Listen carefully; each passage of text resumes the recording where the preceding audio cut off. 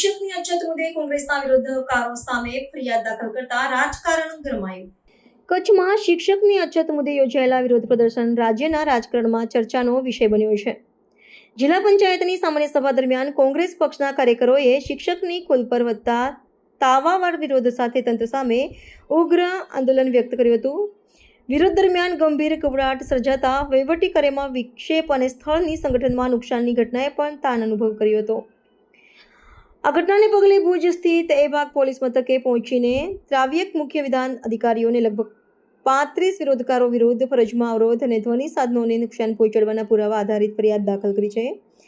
વિગત પ્રમાણે અધિકારીઓ દ્વારા વ્યવસ્થામાં અવરોધ પહોંચાડવા સાથે સરકારી માલસામાનની અસ્વીકાર્ય નુકસાની અંગે કાયદેસર તપાસ હાથ ધરવામાં આવી છે।